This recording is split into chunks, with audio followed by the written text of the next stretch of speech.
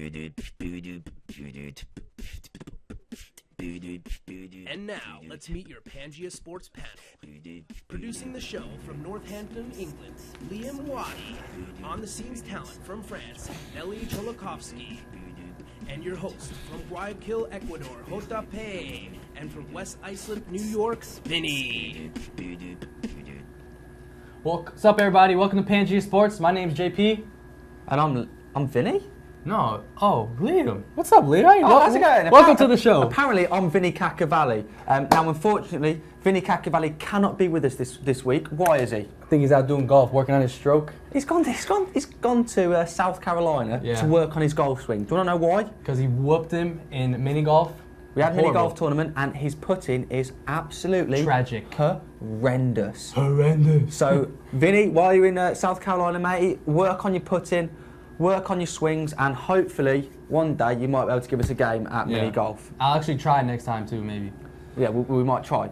So today, coming up, what have we got? What have we got on our show today? I mean, today we're going to touch on NYT athletics, more on the sports, in the future-wise, the fall sports, mainly focus on NYT volleyball, men's soccer, and women's soccer. You know, beginning off, we're going to start off with NYT volleyball. You know, they had a great season. They had a fantastic season last year. They went 27-7 on the season, which is fantastic. They made an NCAA second round appearance, and they got to the finals of the ECCs. Albeit they lost in the ECC final, they had a very good season, didn't they? Yeah, they had a good run. You know, always falling down the post.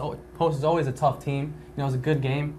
But now just look to the future, and hopefully NYT volleyball can keep that same dangerous attacking that they've had. Hopefully they can, but in saying that, we hope they do. They're missing some very key players from next season. They've got All-American Shelby Cable. She's not going to be with us. She's graduated. All region selections: Maria Jovanovic from Serbia. Savannah Donarski from Wyoming.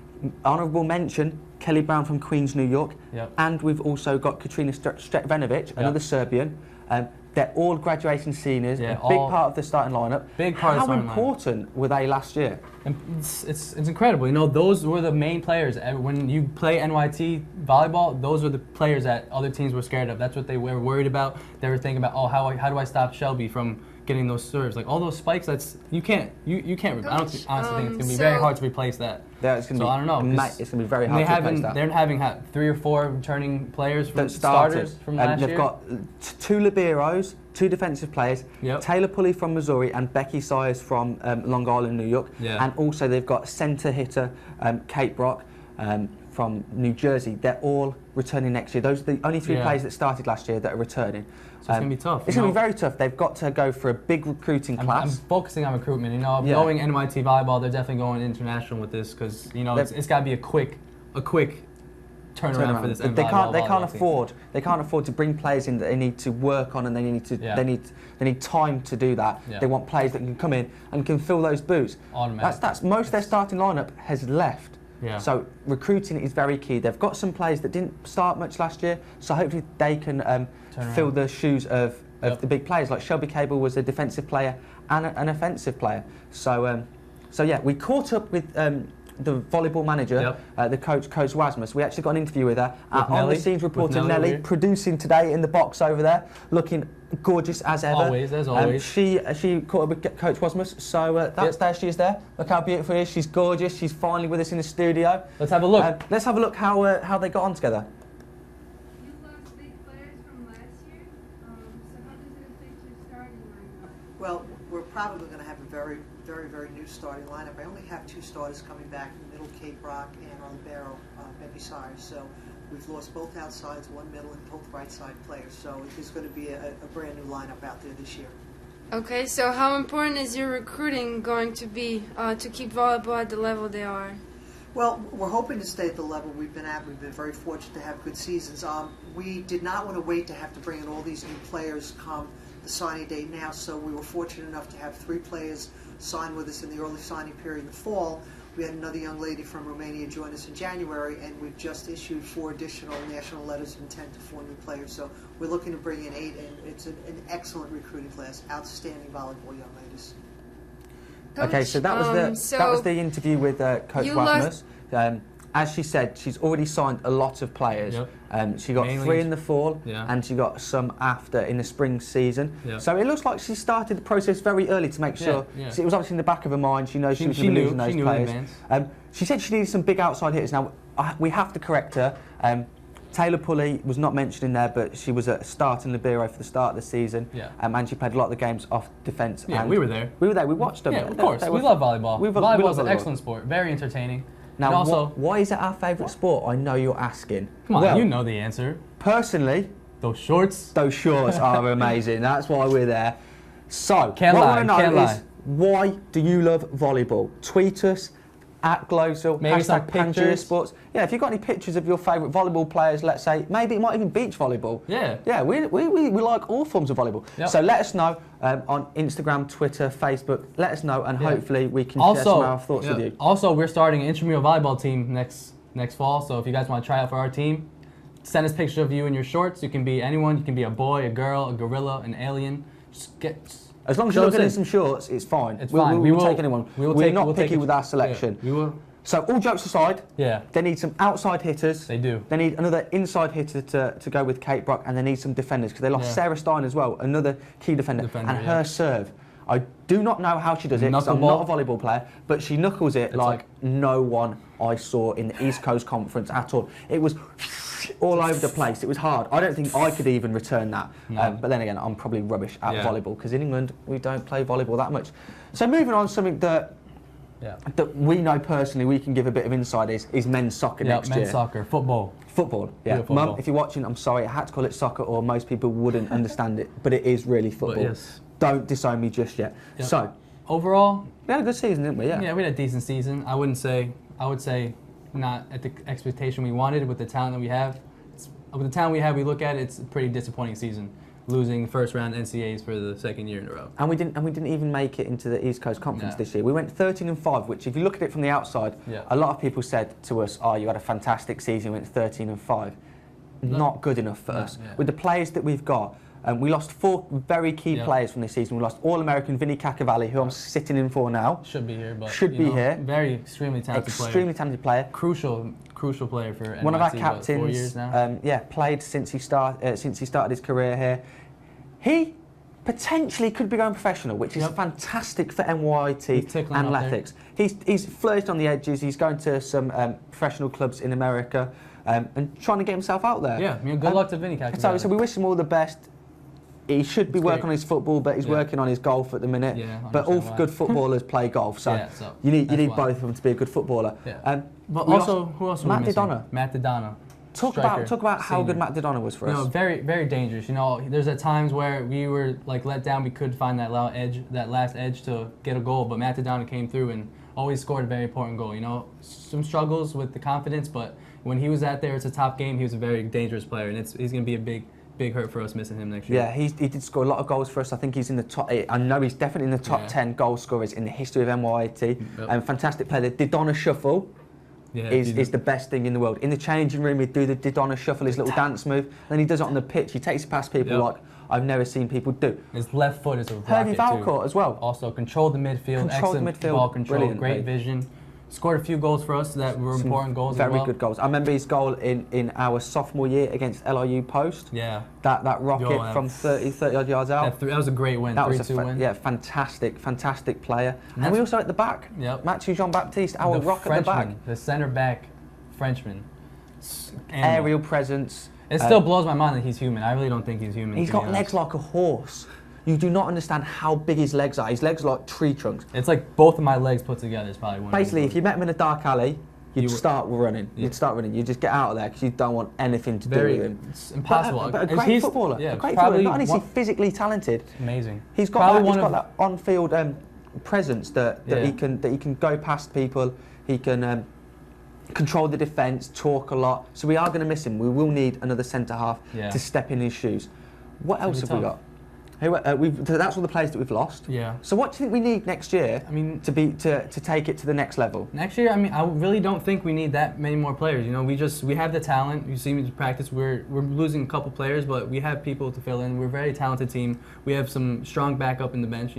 So at this time, I think we only needed a couple more players, which is probably our forwards. You know, yeah, so I think we lost the scoring goals. We lost the Donna. Yep. We've got Alberto Ruiz up front, Tico from Zaragoza, Spain. Very, very good player. Good scored player. Many game-winning goals. Scored a lot of goals this season. Yeah, he stepped up a lot, scoring goals this season. However, he isn't one of those strikers that's going to score you 20-odd goals a season. Yeah. He's not one of those Michael Owens back in the early 2000s when he was at Liverpool, or Ruud van Nistelrooy in the same kind of era. Yeah. He's not one of those goal poachers inside the 18-yard box. He's not that clinical. He's been working on it. He's scored a significant amount of goals that he didn't score in his freshman year, so he's had that experience. He's starting to become a really good player for us. But I think we need to take the pressure off him. He's the only striker. He can't do it by himself. Yeah, he can't do it by himself. I'm saying we need another player to come in, like someone solid, you know, hold the ball up for us and bring the attack forward, as you know, because sometimes some games we dominated possession.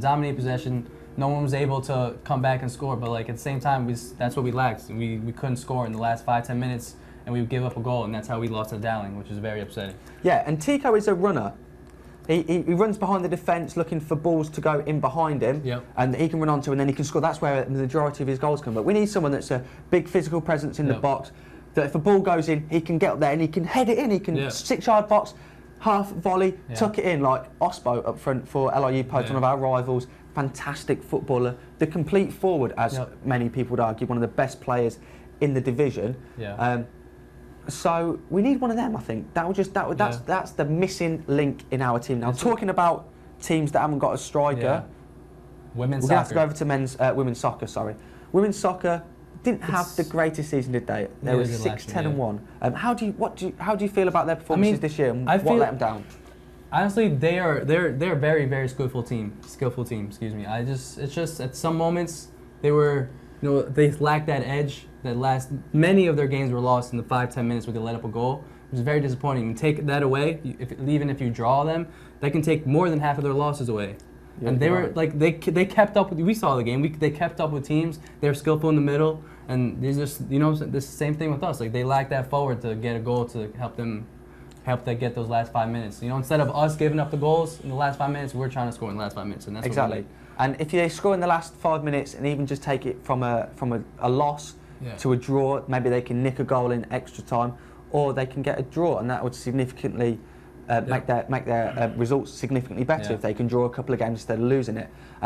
One of the things that we have to talk about that though is what about their team chemistry, their whole makeup of the team. Is it good? Is it good?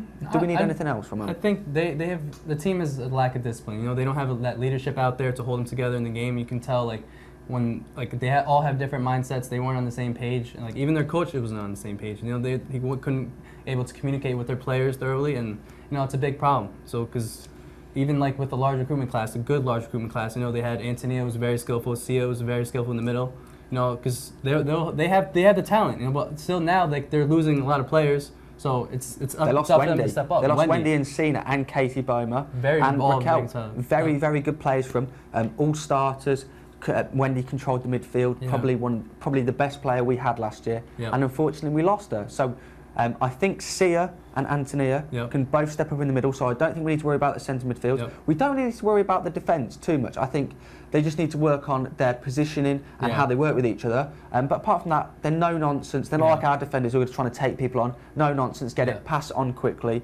But the strikers, I think, is the one thing that they need to change. Because they've lost some games 4-0, 3-0, 3-1. Even if they lose 4-2, they've given it a go. They're scoring goals, and it's given more of a positive.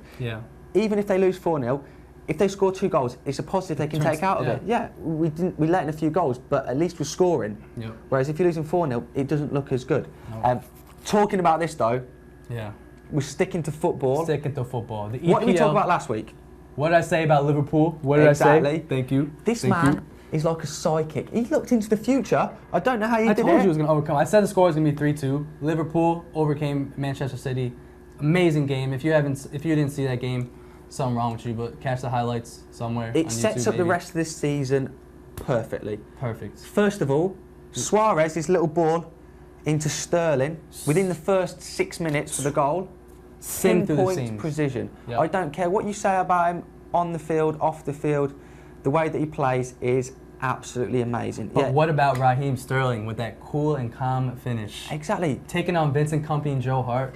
Just the way that he did it, cool, calm, collected, cool as a cucumber, takes it one way, takes it the other way, against probably one of the best defenders in the world, Vincent Kompany. Made it look so easy. Made it look easy. Simple. Skirtle gets a header. About 20 minutes later, sets it up for a nice 2-0, sorry. Second half, we see a different picture. Yep. I know I saw a lot of Liverpool fans on Twitter. They were getting a bit scared when they got the 2 goals back, David Silva and then the Glenn Johnson Although they own were goal. cheeky goals, I don't think they were well earned. The first one was a very good finish, very good finish, very good play. 2 very similar goals. The way that James Milner ran through and the pullback kind of goal, what Man City do a lot, get behind people, and get the early crossing. A bit like we try and do. But then we have to talk about the last goal. Philippe Coutinho. What a finish. What a baller he is. Oh my goodness. From coming off like this, is spinning on the half turn, inside of the foot, whips it in, bottom left corner. Joe Hart, best goalkeeper in England. Liverpool! He scores. You saw the passion in Steven Gerrard's eyes. We talked about it last week, how good of a footballer Steven Gerrard is, how much of captain is. His half-time team talk is supposedly what took him to the victory. I heard that too. See him after the game, in tears. That's how much it means to him. Exactly. You know, I told you Steven Gerrard his loyalty has always stayed with Liverpool, and at this time he's going to fight hard, and that's how much it means to him that it finally came, and his loyalty has brought him this championship. Liverpool have never reached not Champions League, because they've won Champions League 5 times. Sorry, Liverpool fans. They've never won the Premier League. They've won the First Division, but since 1992, when the Premier League was established, they've never won. Now, we do have an English person, another English person that I'm trying to Skype right now. He's Joe Merrill. He's one of my friends. I'm just going to have to Oi, lad. Tilt the screen back. Bear with us on the technical difficulties. We're just calling him. Hopefully he picks up, and hopefully he's clothed. Okay, he's coming up. Hello? Joe, can you see me? Can you hear me? Yeah. Yeah, can you turn your screen on? Turn it round. Can we see you? Can we see your beautiful face? Hang on. I'm hanging on. Don't worry, I'm not going anywhere. It's not like How are you doing this? We're live. We're live on Globesville. So please do not swear. There we go. There you go. There we go, fella. How are you doing? You're right. So, lad. So, do you want the lights on? Is that better? Yeah, turn the light on. We want to see you. Wow, look at that facial hair. Look how like beautiful it is. He looks like you a little bit. Rushden Diamonds. What a football team they are. So, Joe, we're talking about Liverpool and how important this result was against Man City. So, could you just did you watch the game? No, I watched the second half. You watched the second half. What did you think? Yeah, I don't like it when we sit back and defend. We're not the same team. Going forward, you're dangerous, aren't you? We're much better when we're going forward. We haven't really got the players to defend. No, well, look at your centre half. Skirtle, very good. Colo Toure, can you really rely on him? Class, absolute class. Yeah, oh, you like Colo? Yeah, I like Colo. Is he Colo? Colo Toure. But you're on the verge of winning the first Premier League in your history. How's it feel? Oh, have we lost you? I think he got a bit too excited about the Colo Toure. Yeah. So, how important is it for Liverpool to win the title? I want to say yes, definitely. But we need to get through Norwich first.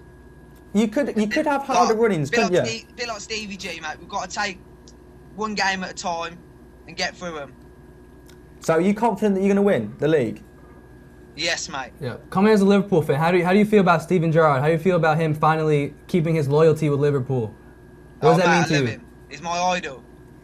I love him. Yep. See, I've played football with Joe for quite a few years now, and he's probably one of the best footballers I've played with. I'm not saying that because he's on Skype, but I am. Oh, look at this lad. And so Joe, you play a little bit like Stevie G, don't you? Yeah. Sniper. Yeah, he loves a long ball. That's all he's got in his locker. All he does is get it out and try and ping it. And he has scored a few rockets. People do say you're a little bit like Stevie G when you score. It's a shame. It's a shame that you haven't got a good haircut like him. Let's have a look at your hair. Let's have a look at your hair.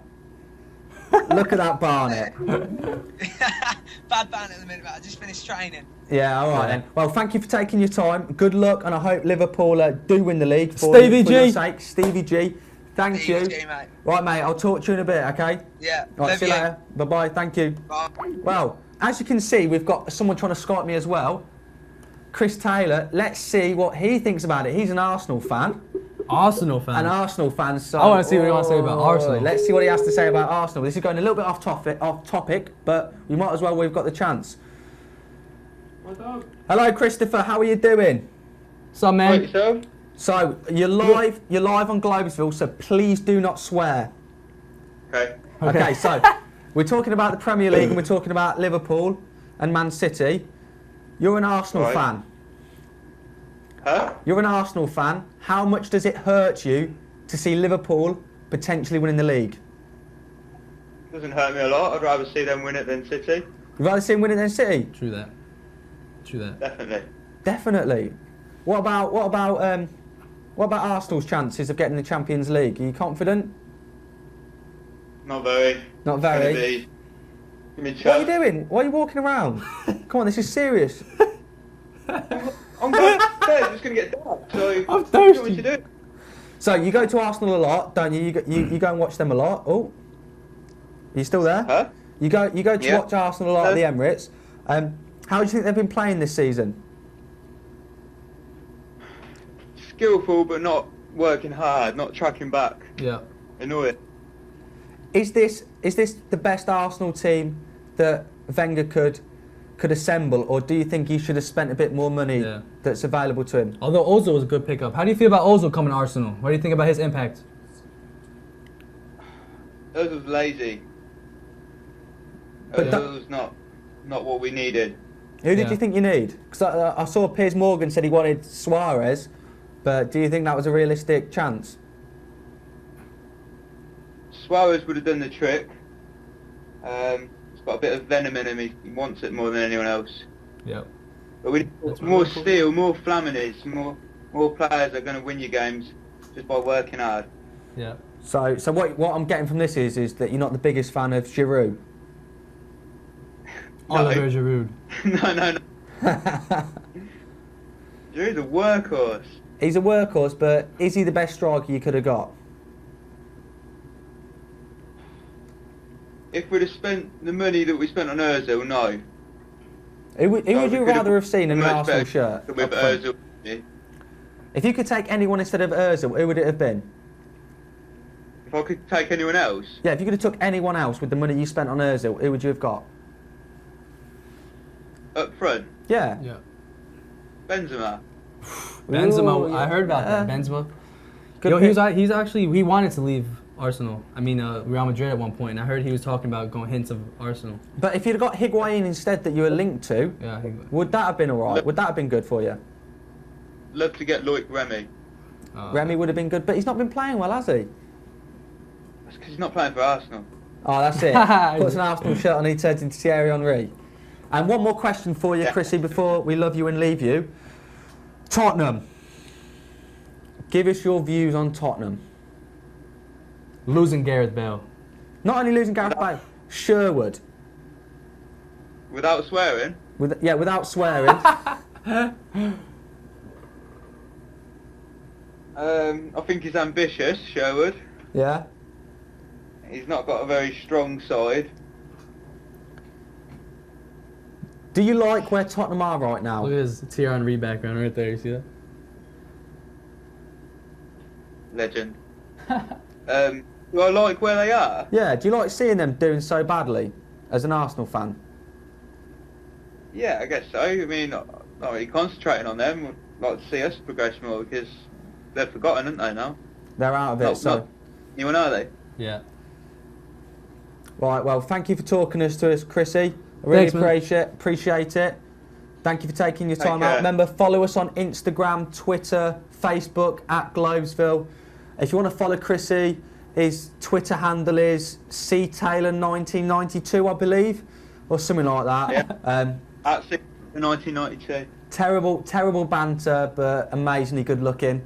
Thank you very much, Cheers. Chrissy. Cheers, Right, mate. see you later. Bye-bye.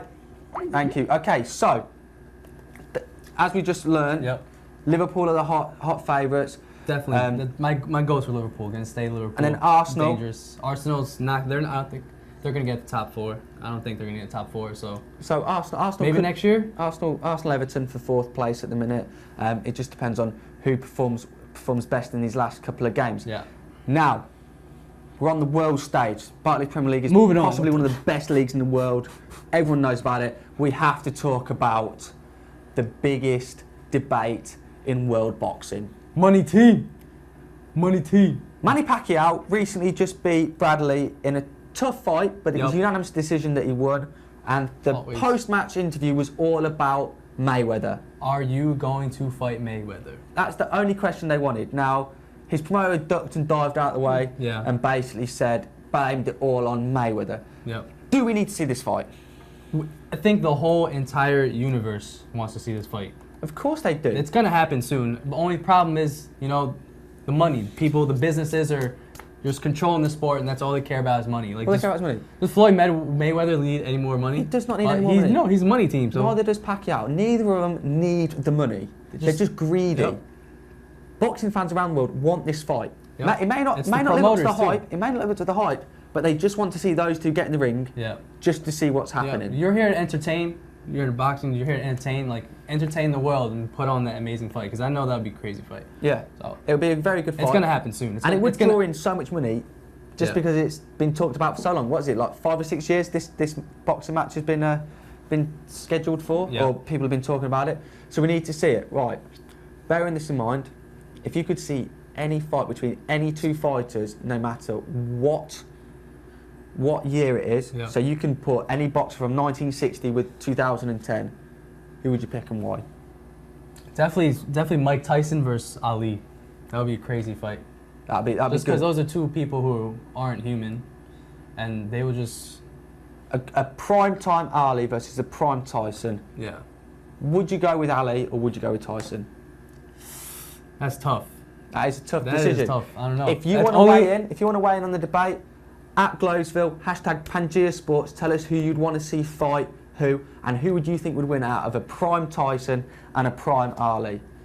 Well, that pretty much wraps up what we've got today. I'm going to be controversial. I'm saying Tyson. Tyson would knock him out. He's fast, but if Tyson lands one, he's out. What about you? Muhammad Ali too. If he lays one, they're out too. We should do an animation. We should do that. We'll get fight night. We'll have one. Maybe me and you Friday night. We'll set it up and we'll let you know next week. Well, I won't, because hopefully Vinny Cacavalli will be back. Thank you very much for listening to us. I've been Liam Waddy. JP Velez, thanks for coming to Pangea Sports. See us next week. You stay classy, Globesville. See ya.